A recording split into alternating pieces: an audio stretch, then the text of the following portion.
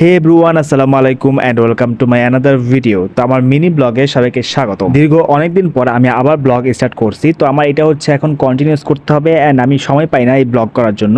তারপর যা পাই তখন টুকিটাক করে ফেলি। এটা ছিল হচ্ছে ঈদের ব্লগ এবং আমি এবার ঈদ করেছি হচ্ছে ঢাকা। তো ঈদের দিন আমাদের সকল কাজ শেষ করার পর আমরা সন্ধ্যায় চলে গেলাম রেস্টুরেন্টে খেতে এবং আমাদেরকে ট্রিট দিয়েছে আমাদের আপু। তারপর কেএফসিতে এসে অর্ডার করলাম দুইটা কম্বো এবং কম্বোতে অনেক কিছু ছিল।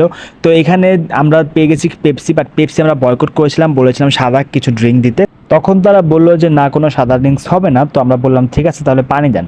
তো তারপর বললো যে ঠিক আছে, আমরা কোনো ব্যবস্থা করছি। তো তারা ব্যবস্থা করে আমাদেরকে হচ্ছে সাদা ড্রিঙ্কসই দিছে।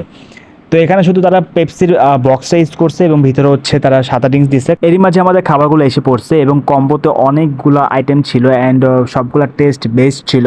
বাট আমার কাছে সবচেয়ে ভালো লাগছিল হচ্ছে চিকেন পপকর্নটা। সবগুলোই ভালো লাগছে, কারণ হচ্ছে কেএফসির চিকেনগুলো বেস্ট হয়। তো আমার কাছে ভালো লাগছে বেশি চিকেন পপকর্নটাই ভালো লাগছে। তারপর সব খাবার ট্রাই করার পর লাস্টে ট্রাই করলাম আমরা বার্গার। তো বার্গারের কোয়ান্টিটিটা ভালো ছিল, বাট হচ্ছে এটা খেতে এবং এটা টেস্ট আমার কাছে ভালো লাগে নাই। এটা টেস্ট ছিল একদমই সরিষার মতো, ঝাঁঝ ঝাঁঝ ছিল।